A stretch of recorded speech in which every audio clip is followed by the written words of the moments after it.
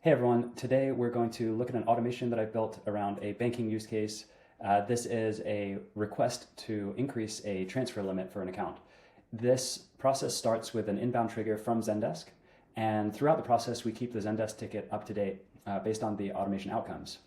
Now, traditionally, this type of process would be handled by an agent manually, where they would have to go into multiple different systems, check on the account status, make a determination. Perhaps they have to send for manager approval and wait for that to get back. And of course, the turnaround time for a process like that can take multiple hours. So in this automation, what I've done is take the manual account lookup and automated that by reaching into different applications. We're using Salesforce as an example today, as well as a Google Sheet for some mock transactions, and a Pinkfish database to store some of the policy threshold information.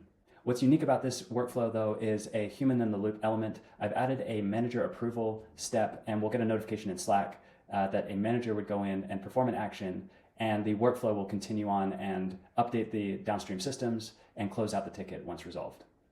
Let's jump into Pinkfish and I'll show you what the workflow looks like. Here inside Pinkfish, this is the workflow handling the wire transfer increase requests. The initial parts of this flow are essentially lookups to the account, to the ticket information, and to Salesforce to find all the information on the account. Once we've retrieved all that information, then we're using the Pinkfish database to check that against the policy information stored. And finally, we route that request, and if it needs manager approval based on the policy checks, then it will send us a notification in Slack. Over here in Zendesk, I've got a ticket staged with a wire increase request from James Mercer. It's a request to increase his transfer limit from 10,000 to 100,000. On the other side, I have Salesforce. I have a contact for James, as well as information about his account type and KYC status and so on. I've also created a financial profile for this contact, which stores things like his balance and his current wire limit. Let's go ahead and run this automation so you can see how it works. Now, I'm going to trigger this automation manually today, but of course, this could happen via webhook from a Zendesk ticket being created. I'll click on Run Workflow, I'll enter the ticket number, and click Run. While this is running, I will pull open my Slack channel. You can see there that the request for this wire transfer increase has come into Slack, and it comes in with an action for me to click. Now I can click that. This will open an approval gate, and I can go ahead and approve that request. Now, what's unique about this workflow is the human-in-the-loop element. As a manager, I've gone in and accepted or approved that request. The workflow, meanwhile, was waiting for that request to be actioned on. And when it is actioned on, then the next steps will be performed. So essentially, this workflow will wait and listen for a response from that approval process in order to execute the final steps. When the manager approves this request, I've configured this workflow to do two things. One is update Salesforce with the approved wire transfer limit increase, and two is logging all of the information against Zendesk.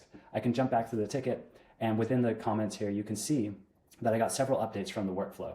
One is this ticket was sent for manager approval. We get an update here. We also get an update when it's been approved and a full summary of what needed to be approved for this wire increase request. This was a ticket that required manager approval, but I've also configured the other paths in the workflow. So if the request comes in and it meets all policy criteria without needing manager approval, it will auto-approve that update to Salesforce and close out the ticket accordingly. To build this type of workflow, I started the process with a detailed prompt, how I wanted the automation to trigger, and then each of the steps and systems that I wanted to check and update throughout the process. I iterated with Pinkfish a handful of times to test and get the workflow in a state that I was happy with. And once I was happy with the automation, I released and published. And that's how I ended up with this running workflow. In Pinkfish, it's very easy to take a complex process with multiple system touchpoints, gather information, perform checks, do data processing, and get the outcomes you want. I'll also mention that this human-in-the-loop step can be processed through multiple channels. I use Slack as an example today, but it could be Microsoft Teams, it could be email. That notification can go to wherever your team is spending the most time. Maybe there's a process that you've hesitated to automate in the past because you know there's a manual approval step. Well, now you can do this with Pinkfish, and we hope you'll give it a try. Thanks for watching.